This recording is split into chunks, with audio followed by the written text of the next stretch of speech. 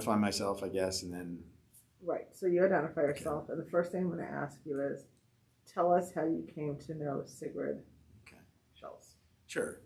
I'm Peter Reid, R-E-I-D. Live in Weston, but as a child, I grew up in Westport. Um, my father, Charles Reid, who's an artist, lived in Westport most of his life. During the 40s, lived on Myrtle Avenue. So his property backed up to Sigrid's property. So he knew Sigrid as a child. This would have been during World War II, because my grandfather worked for Pratt & Whitney during the war. And then my father's family moved up to upstate New York in the 50s, but came back to Westport and bought a house in 1963 on Clapper Hill Road. And we would visit Sigrid frequently. She had a beautiful compound, a small little house, surrounded by a vegetable garden. And it's rather tragic. It's just paved over now. I would have made a great little park had Westport been thinking along those lines, because certainly its pavement offers no value. And she had, it was a very lush area, and the house was a bit run down. She lived there with a bunch of cats. And there was one cat who was really battered. His name was Son-in-Law. That was one of her favorite cats. And they would roam around, I'm sure. But today it'd probably be considered a bunch of feral cats. But they lived in the house too. And she was a very gracious person. She would always bake stuff for us. And we would go there for dinner sometimes. And, I'd always been fascinated by history. So this was someone who had lived history and, consorted with a lot of famous people. In sixth grade, I interviewed her for a school project about World War II.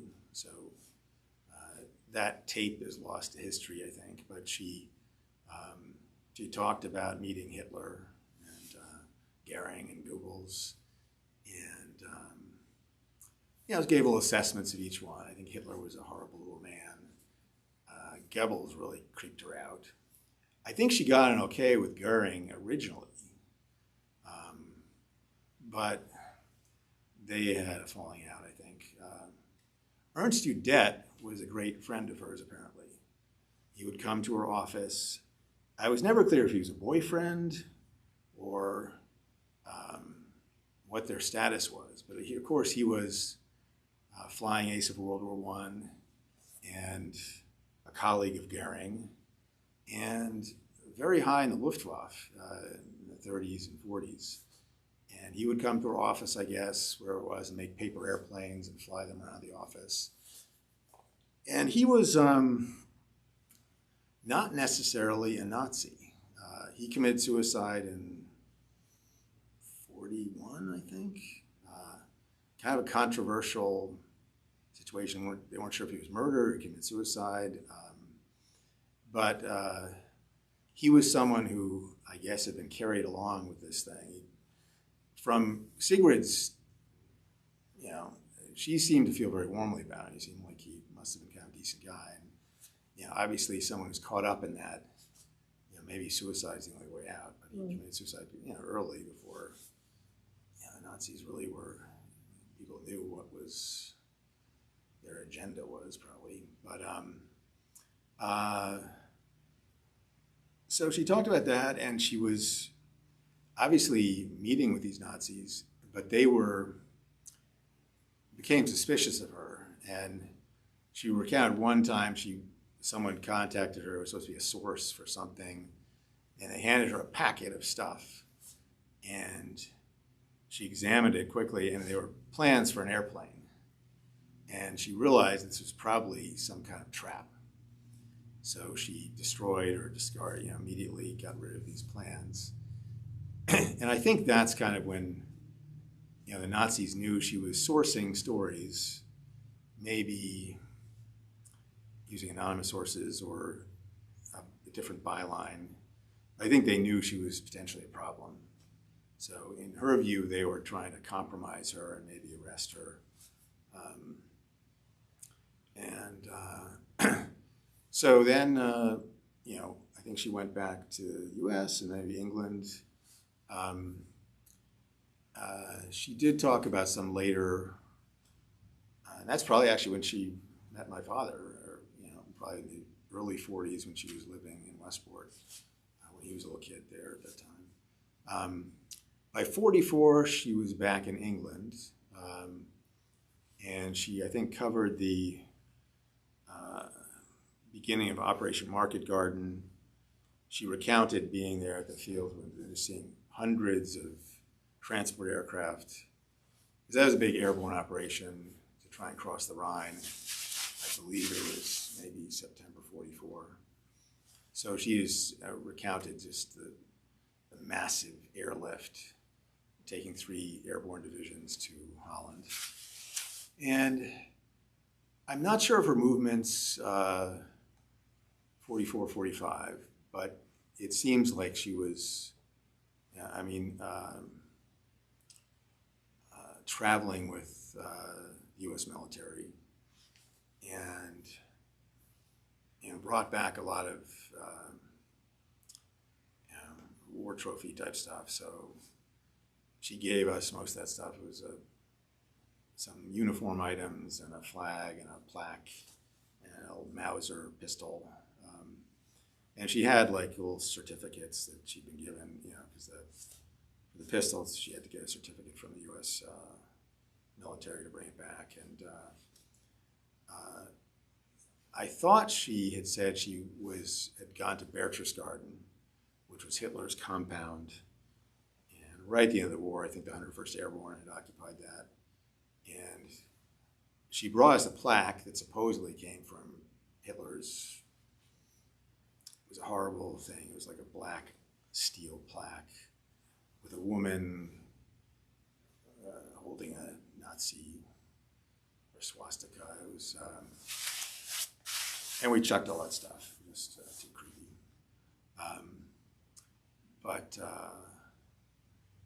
So during the period that we knew her, she was of the opinion that Germany was still a threat. Mm-hmm. And she wrote that book, Germany Will Try It Again. And even when I knew her in the 70s, she, distrusted Germany. She'd seen that cycle repeat a couple times. Of course, the Germans are total pacifists at this point, but she still, she'd lived it, so she'd seen what that society had become. So it's something she was concerned about. And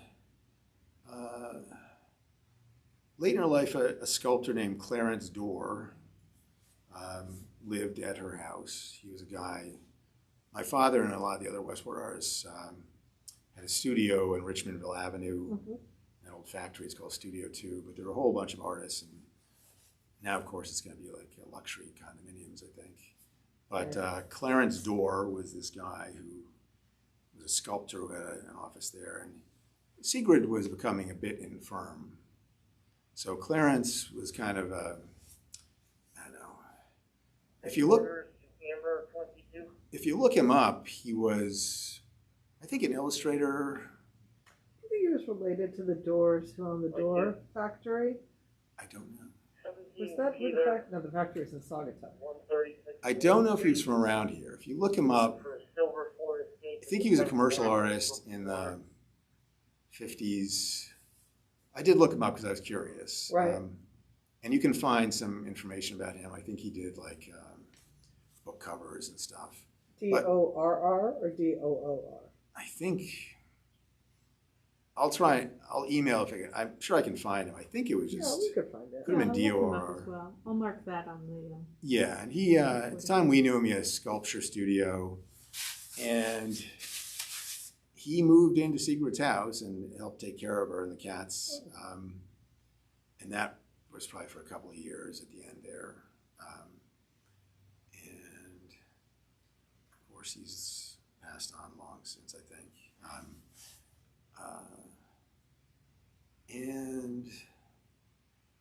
That's pretty much it. I mean, she was a very gracious woman.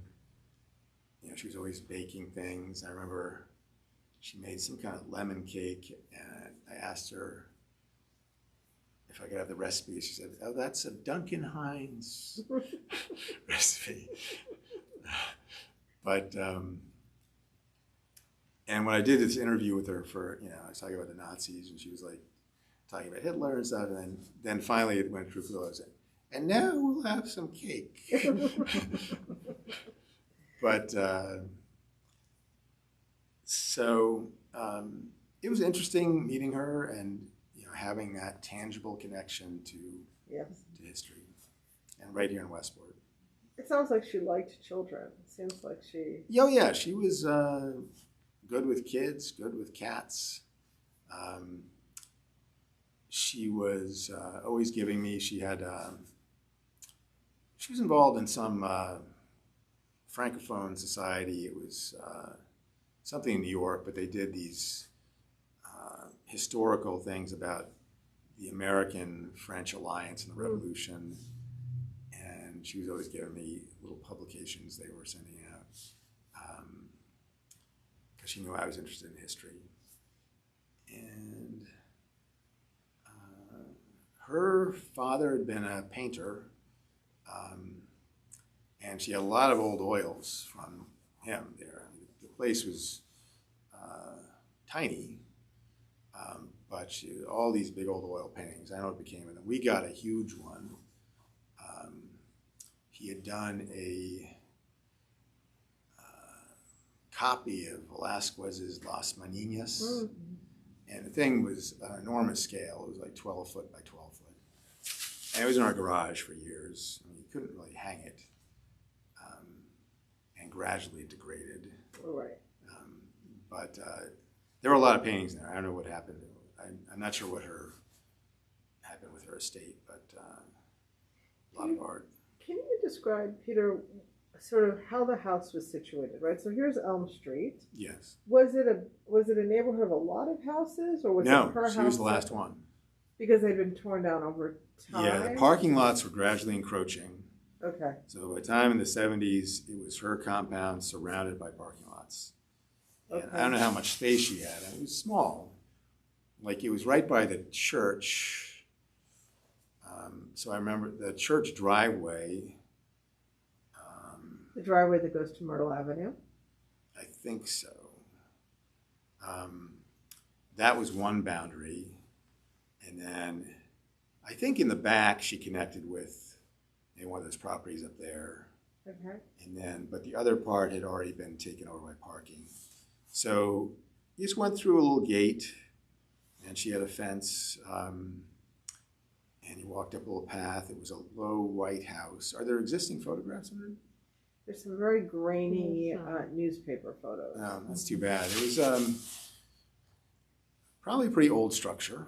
We think from what we see in the pictures that it might have been 18th, early 19th century. Yeah. Possibly. Yeah, I would say very likely. And you went in, and it was like a living room. There was a staircase. There was an upstairs. But there was kind of a big cluttered room. So books, paintings, cats, old furniture. And that's where we would be. There's a couch by a window in the back, which looked out in her garden. I think there might have been a greenhouse back there. I mean, I definitely walked back in. There was a kind of lush vegetable garden, flower garden in the back.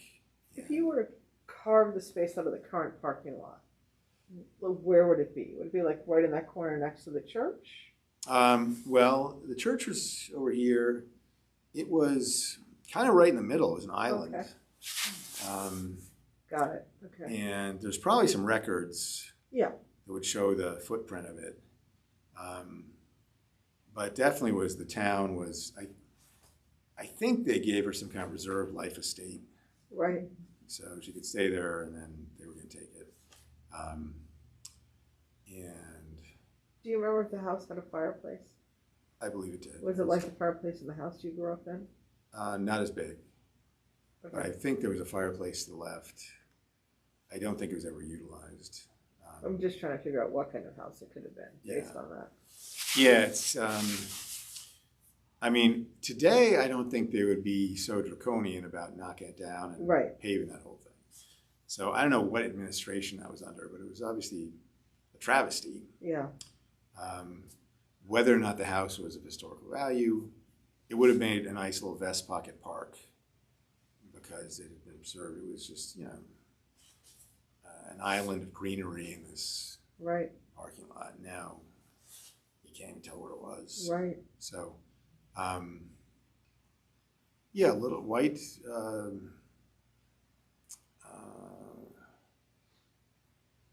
It wasn't a salt box or anything. It was kind of more of a cottagey kind of structure, so it was a smaller size. Right. Almost like a Cape Cod. No, your house, his house is a Cape Cod. This is the house he grew up in. It seemed like my dad passed on a couple of years ago. He would be a good Yeah. source. Like a small center hall colonial. Yeah, maybe. Maybe like a. Except there was no hall really. You just went in. It was like a little foyer, then a great room, then to your left, kitchen, and then upstairs, a couple of bedrooms. But the main room was like her study, office, Everything. everything.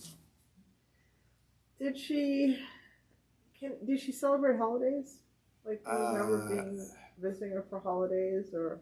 I mean, I know we went over there kind of socially.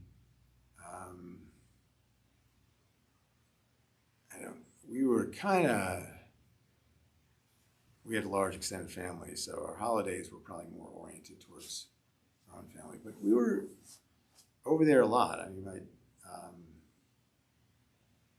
I think my dad felt a certain responsibility for Sigrid, so we would visit frequently. Do you ever remember being there at Christmas time, or No. do you remember her being a religious person at all, or going No. to a, like, do you remember if the funeral?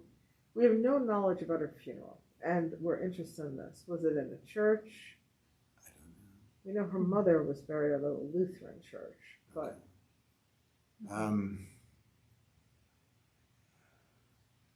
Yeah, I don't know any part of that aspect of her life. so one of the mysteries of Sigrid, and we say it's a mystery because a historical record says one thing, and then there are sort of amateur researchers who think another thing, and this persistent mystery that surrounds her, was she herself Jewish? And we don't find anything in her papers that indicate that. Yeah, I don't think that she was. I mean, they had lived in Europe, Sorry. and I don't think she was Jewish. Did she? So I have a list of things. Okay. Did she ever talk about her heritage, or her mother and her father, her extended family? I talked to her father just in the context of him being a painter. Because, of course, my father was a painter, and her father was very skillful. I mean, he was, he did this knockoff of Las Meninas. You couldn't tell it from Velázquez. And he had all kinds of portraits around of some European landscapes. So her father was a skilled artist. I don't know, if he ever was celebrated for his art, but Did she talk about her relationship with him at all? no. What about her mom? No, I don't remember anything about her mother. Yeah, I was a little kid. I don't know if we didn't have like personal discussions really about it. My father would have been a good source probably for stuff like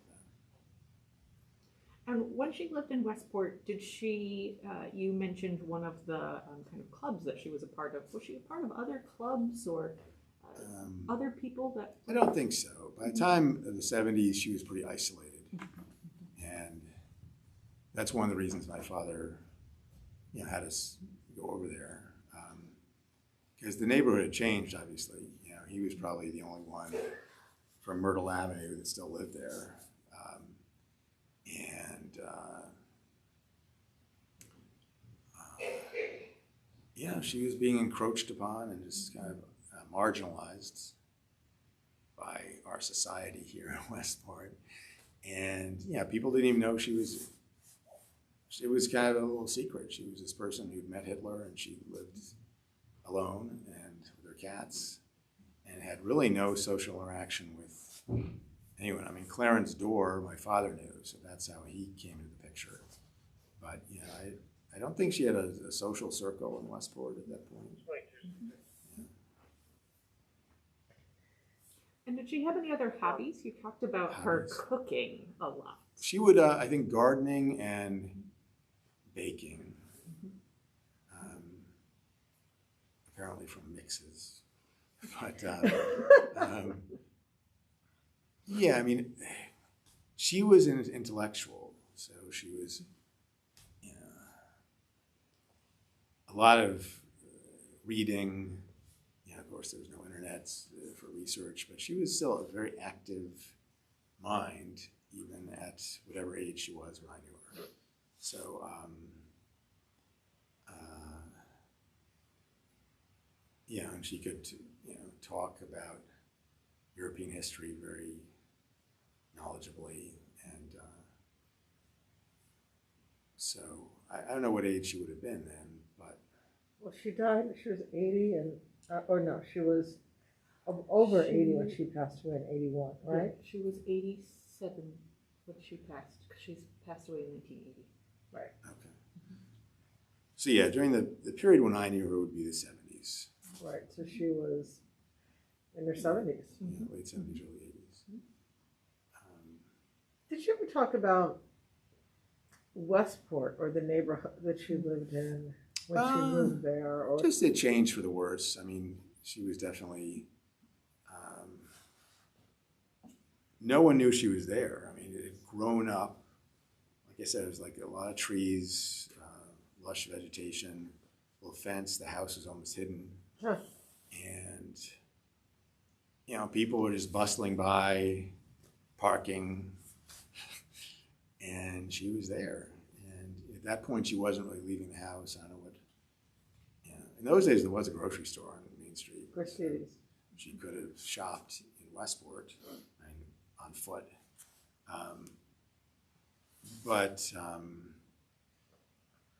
Yeah, I mean, Clarence Dorr probably lived there for a couple of years right at the end, so 78, 79, 80, something like that. So, and he was there to, you know, provide, you know, get her food and stuff. Do you ever recall her mentioning, this is a long shot, that there had been once a black community across the street, across Elm Street? No, I mean, my dad mentioned that. Really? The Onion Alley little Right? area there. So, yeah, if you lived down there at that time, that was an existing little enclave there. But, yeah, I don't know. I think it was kind of an ice. I mean, I don't know the extent of that. It was, I guess, kind of a little area, It was behind. Onion Alley, and Right. yeah. But yeah, Westport was on the move, and they were like demolishing stuff, and Right. that's where those big parking lots were coming in, and yeah, she was just like the black community, probably marginalized and erased. Right. That's kind of what I keep thinking about, is that it seems like that street or the sides of that street came, and actually this is true, by the way, in the 19th century as well, because the side of Elm Street that where Onion Alley was, or Yeah. you know, the opposite side where it's also parking lots. Even in the 19th century, it was stables, it was barns. It wasn't, you know, like a nice residential neighborhood, so to speak. Yeah. So that street really represents kind of that part of the downtown neighborhood that was very, to your point, marginalized, Yeah. right? So I always find it fascinating that that's where she lived. Yeah, You know, that's where they purchased. Her mother purchased the house. yeah. It was nice. I mean, you know, I think before the parking lot came in, it was like fields and a couple other small houses and stuff. Right. I think it was, my dad speaks of it as a bucolic kind of Little place. area because he was right in Myrtle Avenue. So I think I don't think it was squalid in any way. No, It no. was- yeah. No, but it wasn't like sort of it wasn't Beachside Avenue. Yeah. Right. Do you have a fondest memory of Sigrid, or something that when you think about her? Well, as a little kid, I was very fascinated. She would show me this pistol that she brought back, and I was very fascinated by that. And one day she just gave it to me, and I just thought that was pretty cool. Because, as a kid, stuff like that is fascinating to you. Do you remember how old you were when she gave it to you? 10. Wow. Wow. I don't know. I mean, 12. Well, in those days, it was different. And my dad gave me a 22 when I was 12. Wow. And it wasn't, I don't know, it was a different time. There was not,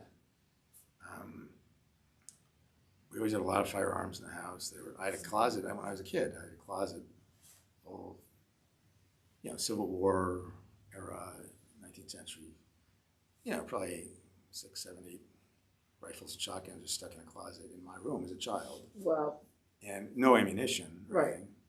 And a strange thing. I mean, that whole thing with guns is a very recent, I don't know. Obsession. Well, the country has just like gone crazy about guns. It's just like, I don't know. In those days, you never would take a gun to school and shoot your classmates. Oh, right. So yeah, she gave me the little pistol. It was a little Mauser HSC, which is a 32 caliber pistol. It still had a clip of bullets. And we got home, we loaded it and took it out. And those bullets had been put in there by whatever Nazi Wow. on that pistol. And they were all kind of blue and, you wouldn't think the ammunition would actually work. I think of the 7 or 8 rounds, 5 or 6 actually worked. Wow. And they actually fed. I mean, it was amazing because, usually if you load a clip for 40 years, it's not going to feed properly. Right. But it did. So that was, that was something I knew she had, and then one day she just gave to me. So that was a fond memory, I guess. Go ahead. You go ahead. Did she ever say how she got just something that she picked up? Yeah, I mean, she had there's a little form from the U.S. military government that she could take it, describe the weapon, and that allowed her to bring it as a souvenir. And that stuff was just like, my dad was collecting, he was fascinated, and all the veterans were coming back. And Sigrid, the stuff that she gave us was actually kind of rare and valuable. Right. And my wife just threw it in the garbage. But my dad had all kinds of stuff people were giving him, so I still have some of the stuff. The Nazi stuff has all been chucked, but Right. that was, a huge social dynamic of the 40s. To give War. souvenirs of the war. And people were bringing stuff back, and they wanted to get rid of it. My dad was like 8 or something, so he was a He's collecting. cheerful collector of all this stuff. So holsters and helmets and Wow. medals and all kinds of stuff. Go ahead. Do you remember when Sigrid gave your dad some of her paintings that she had? The Velázquez Las Meninas was the only one I remember. May have been other ones, but that was just, sadly, it was in our garage and gradually degraded. I think someone opened a door of a car and it punched through the canvas. We actually, I thought of taking it up to my fraternity house in upstate New York because it was a huge old Victorian. It was the only place I thought we could hang it. So I talked with a couple of my friends there about bringing it up. It would have been hard to transport, though. Oh, sure. So that, I think, was just ultimately destroyed. Kind of tragic, because it was, you know, a perfect knockoff of that painting. Did she ever talk about her legacy that you recall? I mean, she didn't have children. No. She didn't have a spouse. Like, what she wanted to see happen with all of her material, or her No, work? she was very worried about the Nazis, the Germans. You know, that Did that continue till her death? That she was worried about it? she thought they would try it again, and she wrote that whole book about it. Yeah. That was kind of a little obsession of hers, that Germany was potentially still a dangerous state. Yeah. So warning people about that was something she was concerned about. Did she ever have commentary that you observed about the state of current affairs in her lifetime, the civil rights movement or the Vietnam War or anything, you know, oil crises, you know? No, we mainly talked about World War II. Interesting. So it didn't take a lot of prompting to get her to talk about it. She wanted to talk about it. Yeah. Yeah, I mean, that was, I think, a very important part of her life. And she was kind of a big deal then. I mean, she was consorting with William Shirer and all those great correspondents, and right at the forefront of world events. And, you know, certainly the rise of the Nazi Party was, you know, one of the most important historical events. I mean, that's, you know, threw the world into chaos for a decade. So she was right there. And I think that was kind of, you know, a big focus of her reminiscences. And Was there a story that she told you frequently about that time?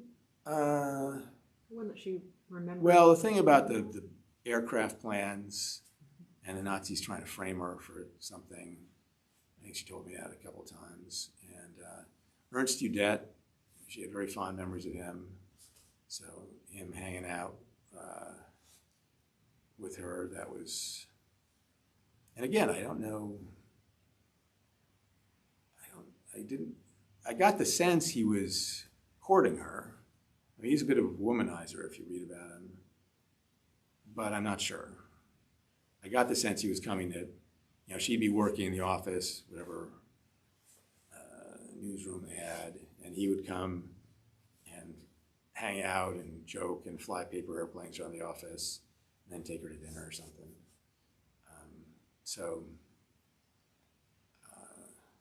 Ernst Udet was someone she talked about a lot. I think he was the only decent Nazi that she ran across. Did she ever talk about being at the liberation of Buchenwald concentration camp? No. That, when you mentioned that, was a surprise to me. I mean, she definitely talked about kind of being there from the period of Market Gardens, which would be September 44, through, you know, going into Europe with the American Army, but didn't mention Buchenwald to me. And that's, I think if you see something like that, it's not something you like necessarily talk about. Yeah. Particularly children. Yeah. Did she ever talk about her own heritage, right? She was part Norwegian, one of her parents. Like, did she ever have any memorabilia, or did she ever make anything from any of those? No. I mean, I guess I had the sense she was Midwestern American. True. But she had certainly lived a cosmopolitan existence and very cultured and, you know, knew a lot about Europe. But so she's an interesting mix, you know, an American that, you know, could travel in those circles, you know, certainly her, you know, being multilingual and, but I thought she was, you know, kind of an American girl at that time, was kind of a go-getter. Right. And she, you know, she had various plaques also around from her newspaper days. There were some awards. So some plaques hanging up, I think, from the Tribune, maybe Chicago Tribune. Yeah, Sure. Chicago Tribune.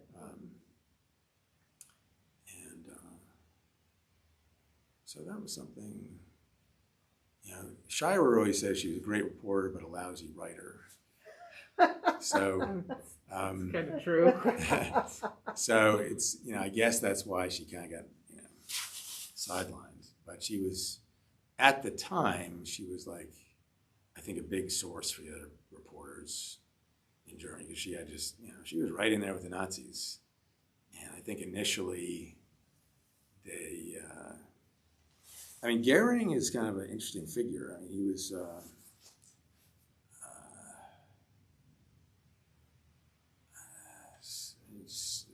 you know, he was certainly right involved with the Luftwaffe and kind of, you know, became irrelevant and didn't seem to be involved in really the Nazi administration, even though he was like one of the, you know, top Nazis. And, you know, he was on the military side and didn't seem to be, he probably would have been hung, I guess. He had to commit suicide. But if you read about him, he was kind of a gregarious guy, and he and Udet were very tight. And then,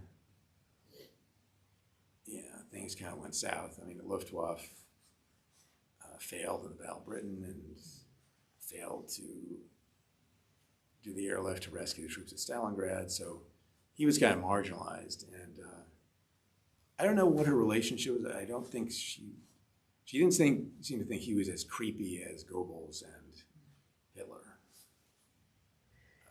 Did you ever get a sense from talking to her that so we have a report that she wrote New Year's Day, was it 36? 35? Sometime around Maybe the even early earlier. 30s. I was thinking 31. It could be. That might be a bit too early, but definitely early 30s. So we have her notes that ultimately became a filed report, and she talks about how at the time Hitler was seen as, you know, the moderate. And you know, she's in the Black Forest reporting on their kind of New Year's gathering and how they're shooting guns into the air. And she basically writes that, like, she kind of gives a hint of, like, this is not going to be good. Like, she's like, there's something not right here.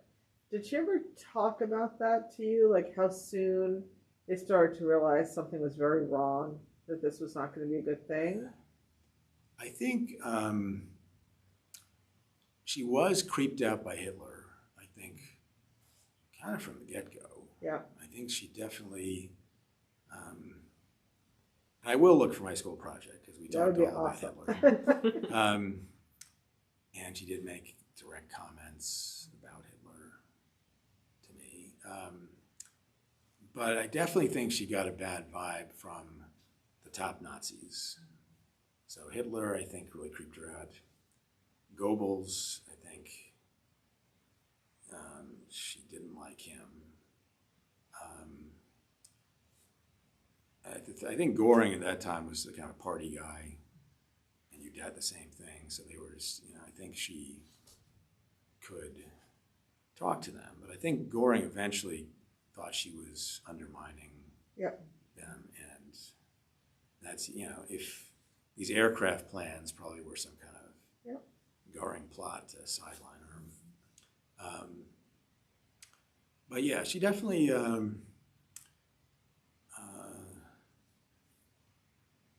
definitely knew these guys were bad news, and she wanted to tell the world about it. Yeah. So. Did she ever talk about being prevented by the paper from being? There were the Nazi censors. There's no doubt about that. Yeah. But she also traveled Europe and filed stories under a pseudonym. Did she ever talk about her experiences with the editors back in the United States, not wanting to be as kind of forthright and blunt about her suspicions or her concerns? No, but that probably did happen. Well, the paper record shows that happened. Yeah. I was just wondering if she ever No. talked about it. No, she just thought, I mean, there was an atmosphere of fear, Mm-hmm. and, this is a spooky movement. And I think she wanted to let the world know, because not everyone had her connections. Right. She was right in there chit-chatting with these folks. Right.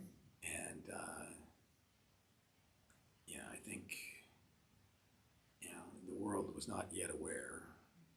So right in that period, that cusp, I think once like Kristallnacht happened, I think people thought, oh, Right. this is going to be bad. But I think in that period, 36, 37, I don't think, it was Nazism was like this utopian social movement, technically. And I think a lot of the world thought, oh, it's Right. bring industry back, and they're marching around, but they're, it's a cultural thing, I don't know. But she definitely, being in contact during that period before Kristallnacht, I think she was one of the few people who really saw that Nazism was a dark force and was going to be problematic. She spoke about the head Nazis. Did she ever speak about the German people, or kind of the atmosphere at that time in the 30s or even in the 40s? Well, she thought they were, she was not crazy about the Germans. And she thought, I guess, that they were sheep that could be led by a militaristic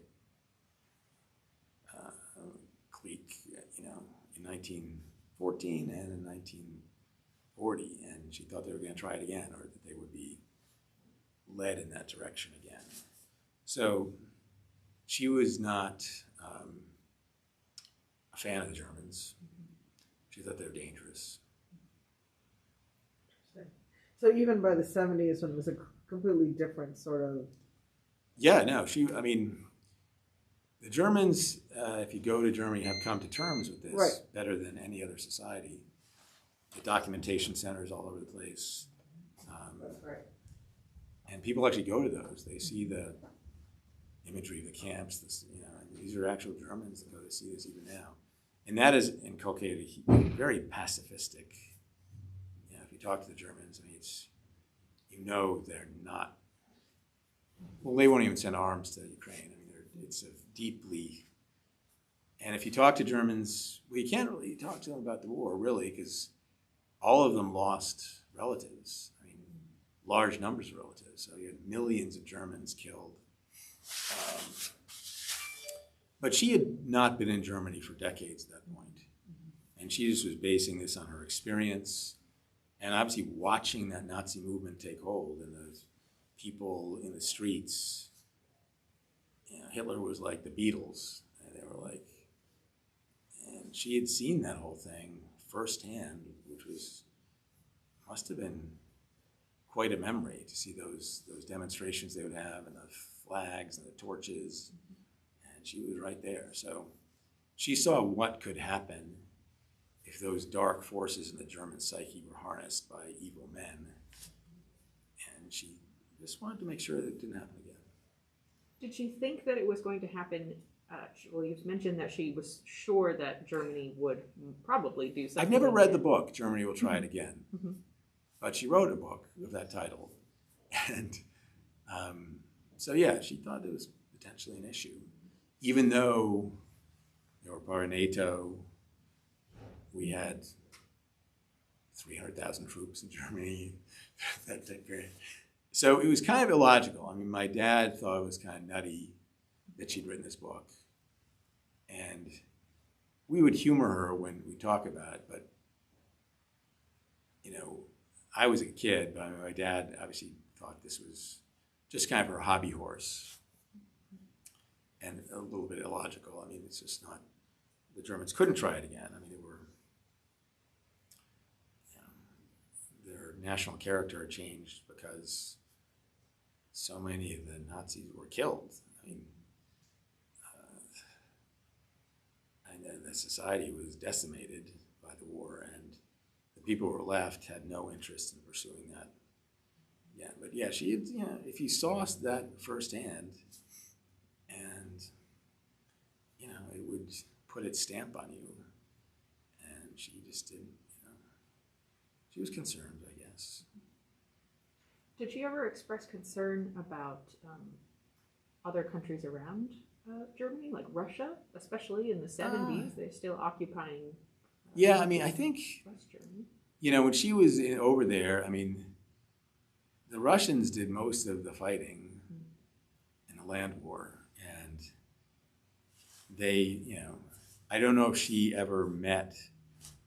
She was there at that time when the U.S. and British Army was meeting the Russian Army. So at that time, they were our pals. And I don't think, she felt... And she thought the Germans were problematic. So the Russians occupying half of Germany, she probably thought was a good thing. And they had killed a lot of Nazis. So I think she had probably a generally favorable impression of Russia. Did she talk about Hitler coming to power? Did she ever recall that really early on when Hitler was imprisoned and then rose again to... Well, that would have been 23, That's right. The first putsch. Right. But yeah, I think that was before her experience. So yeah, I mean, she met him when he was already chancellor, I guess. Right. So that was her context with him. And did she speak about, I know that she spoke with you about meeting Hitler and kind of her... She did. Her opinion of him and her reflection. I think she said he was a horrible little man. That was my recollection. And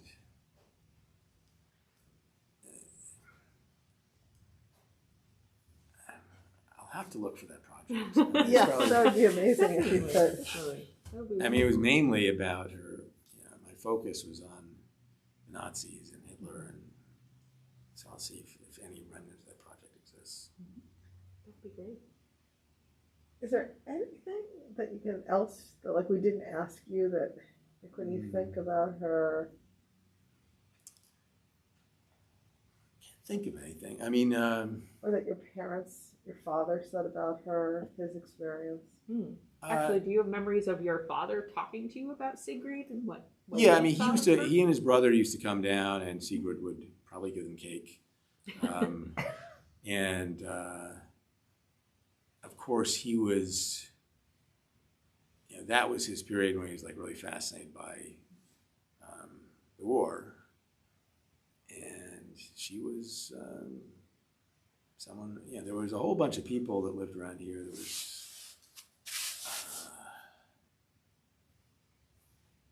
a lot of American officers who'd come back, soldiers, and he was, he really collected a lot of stuff.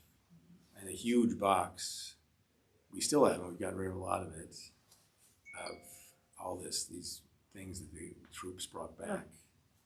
And so he was cultivating all these guys and begging to get stuff from them.